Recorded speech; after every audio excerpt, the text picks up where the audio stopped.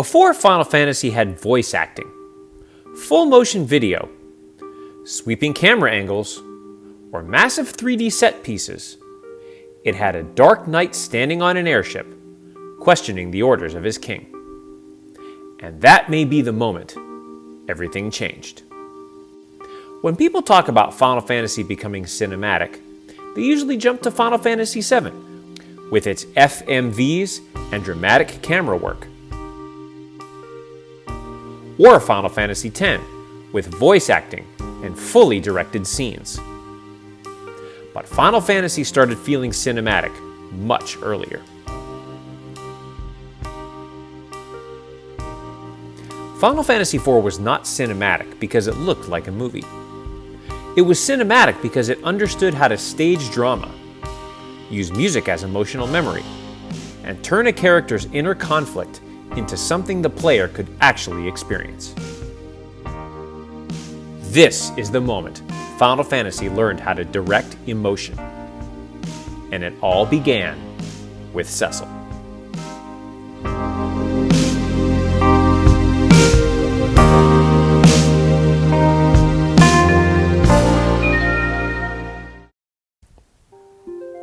Before Final Fantasy IV, the series had already done important things. The original Final Fantasy had the feeling of myth. 4 warriors of light, 4 crystals, a world falling into darkness, and a quest to restore balance. Final Fantasy II pushed towards something more personal, with named characters, war, tragedy, and loss.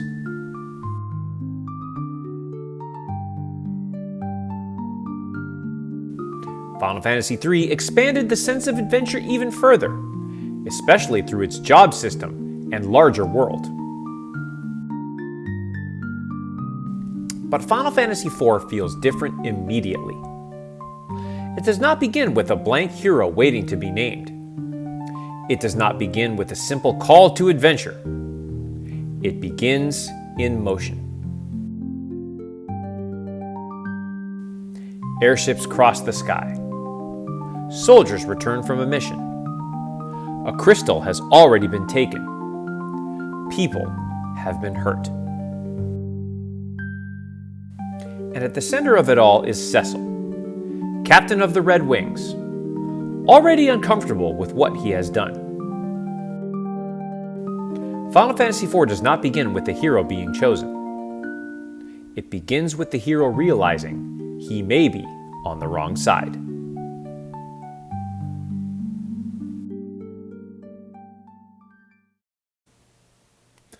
That one decision changes the emotional center of the entire game. Cecil is not simply brave, he is not simply noble, and he is definitely not innocent. He begins the story as someone with power and responsibility. He is the captain of Baron's Red Wings. He serves the king. He follows orders. But from the very beginning, he knows something is wrong. The opening sequence makes that conflict clear without needing long speeches. The Red Wings return from Mysidia with the crystal, but the scene does not feel victorious. The soldiers are uneasy. Cecil is uneasy. The mission is complete, but something about it feels broken. Then, Cecil questions the king. That moment immediately creates tension between duty and conscience. Cecil has a role to play. Soldier captain, servant of Baron. But his loyalty is starting to crack, and the king punishes him for it. Cecil is stripped of his command and sent away on another mission, with Kain pulled into the punishment beside him. In just a few scenes, Final Fantasy IV gives us a kingdom, a military structure, a friendship, a moral conflict, and a mission that leads directly to tragedy. That is not just exposition. That is staging. The game shows us Cecil's doubt, the king's coldness, Kane's loyalty, and then sends us to Mist, where obedience becomes disaster.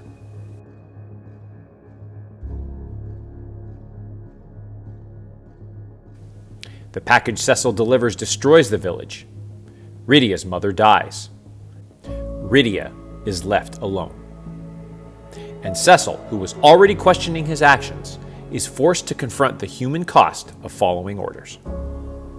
That is what makes Final Fantasy IV feel different.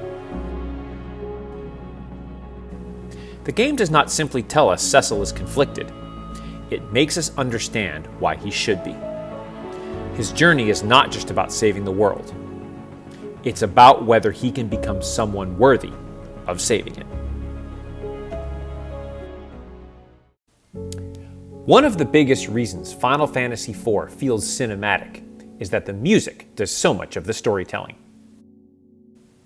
Nobuo Uematsu's score does not simply decorate the game. It helps direct how we experience it. The Red Wings theme does not just sound exciting. It sounds powerful, militaristic, and a little threatening. It gives Baron's Air Force a sense of grandeur, but also a sense of danger. Right away, the music tells us these airships are impressive, but not necessarily heroic. Theme of Love gives Cecil and Rosa's relationship an emotional identity that the limited dialogue could never fully carry on its own. The melody creates tenderness. It gives their scenes a sense of longing and vulnerability. It makes the relationship feel larger than the number of words on screen. And that is exactly what film music does. It teaches the audience what a place means, what a relationship means, and what kind of emotional weight a character is carrying. Final Fantasy IV is working with tiny sprites, simple animations, and limited text. Cecil cannot deliver a fully voiced monologue. Rosa cannot show subtle facial expressions. Rydia cannot be animated with the kind of nuance we would expect from a modern RPG. So the game uses what it has.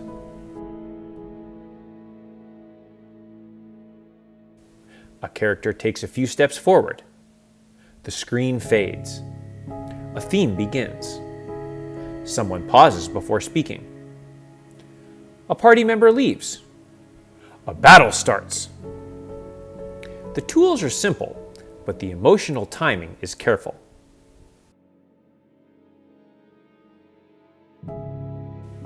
Final Fantasy IV's music does what film music does. It turns events into emotional memory.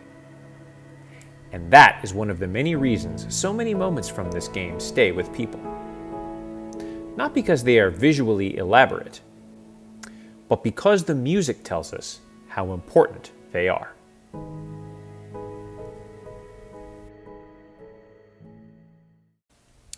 That same sense of dramatic timing also shapes the way Final Fantasy IV introduces its cast. Characters in this game do not simply show up because the party needs another class. They enter with emotional purpose. Rydia enters through tragedy. She is the child left behind after Cecil's actions helped destroy her home, which makes his guilt impossible to ignore. Tella enters through grief and rage. He is not chasing adventure. He is chasing revenge. Palom and Porom begin almost as comic relief. Young, energetic, and easy to underestimate. And that is exactly why their sacrifice works. When they turn themselves into stone to save the others, the game takes characters who seemed playful and turns them into one of its most memorable emotional moments. Final Fantasy IV does this again and again. Tella uses Meteor, pushing himself beyond his limits. Yang stays behind. Sid leaps from the airship. Characters leave, fall, sacrifice, and return. The story keeps creating moments where progress comes with a cost. Now, one of the fair criticisms of Final Fantasy IV is that it does not always let sacrifice remain permanent. Characters who appear to be gone are sometimes revealed to have survived. And that criticism is valid. But the scenes still matter because Final Fantasy IV is building a dramatic rhythm around the idea that heroism costs something. Victory is not just winning battles. Victory means loss, separation, transformation, grief, return, and forgiveness. Final Fantasy IV may not always let every sacrifice stay permanent, but it understands the emotional power of making the player stop and feel the weight of a choice. And nowhere is that clearer than Mount Ordeals.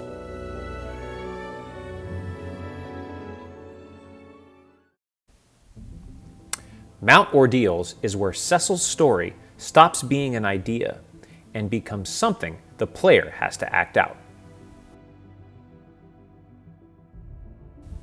Cecil's transformation from Dark Knight to Paladin is not just one of the most important scenes in Final Fantasy IV. It may be the moment Final Fantasy becomes cinematic, because everything about this sequence is doing dramatic work.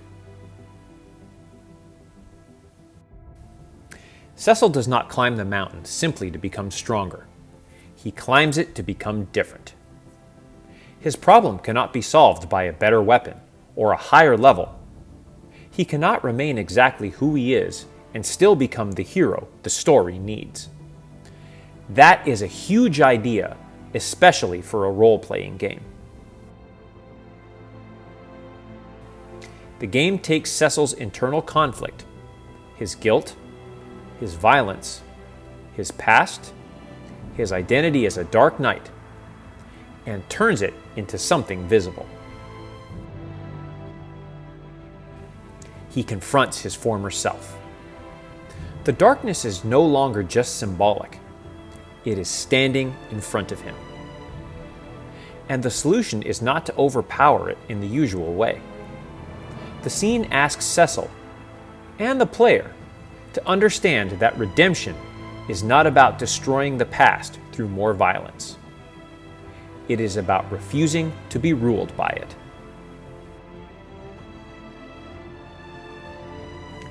At that moment, Cecil becomes a paladin. And what makes this so powerful is that the transformation is not only visual, it is mechanical. His class changes. His role changes. The way he functions in battle changes. The story and the gameplay are saying the same thing at the same time. Cecil does not simply receive a class upgrade. Final Fantasy IV turns character growth into a scene the player has to live through. That is cinematic. Not because the camera moves, not because the graphics are realistic, but because the game takes an internal emotional change and stages it through image, music, conflict, and interaction. That is direction. That is the game saying, this is the moment he becomes someone new. And once Final Fantasy IV does that, the series has a new kind of storytelling language available to it.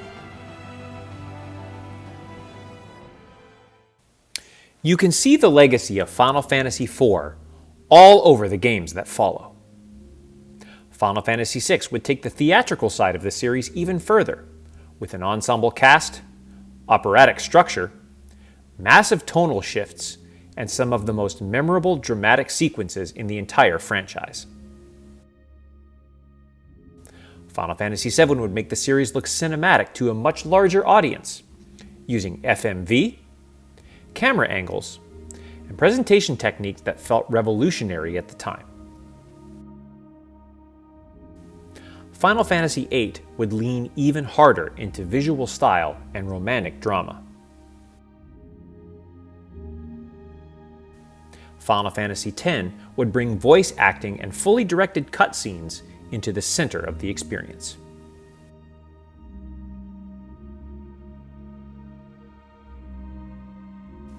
But Final Fantasy IV is where so much of that emotional grammar begins. It is where the series learns that a protagonist can be defined by guilt. It is where music becomes inseparable from memory. It is where characters enter and exit like dramatic figures. It is where sacrifice becomes structure. And it is where transformation becomes something the player does not just read about, but experiences. Final Fantasy VII may have made the series look cinematic to the world, but Final Fantasy IV taught it how to feel cinematic.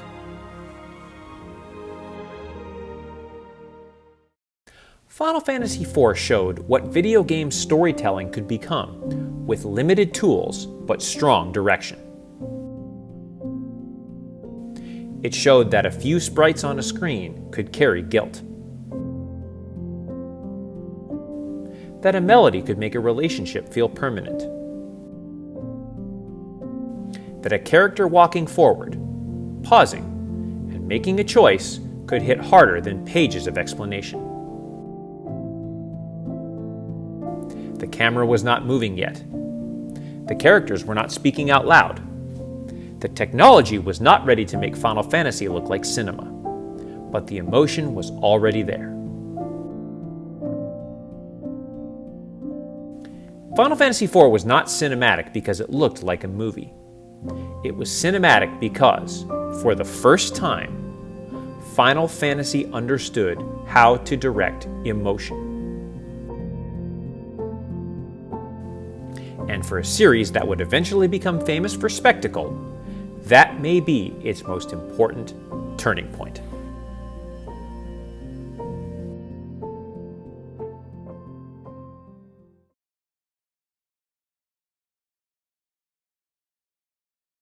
Was Final Fantasy IV really the moment the series became cinematic? Or does that title belong to 6, 7, 10, or another game entirely? Let me know in the comments. A lot of you may know me primarily from Let's Plays, and that's still a huge part of what I love doing. But I've also really enjoyed making these deeper essays, looking at the games we've played, games we grew up with, and why they still matter. If you enjoy that mix of Let's Plays, retro RPGs, and classic gaming essays, I'd love to have you stick around. Be sure to hit that subscribe button so you can stay informed of all of the content coming out on this channel. And until the next time we meet, this is BCSBuster signing off. Don't forget to like me on Facebook, follow me on Twitter at BCSBusterLP, follow me on Twitch, twitch.tv/BCSBuster. Check out all the ways you can support the channel in the video description below. Not only do using those promo codes help save you money, but they help me grow the channel as well. And until the next time we meet, take care of y'all. Thanks so much for watching, and we'll see you in the next video.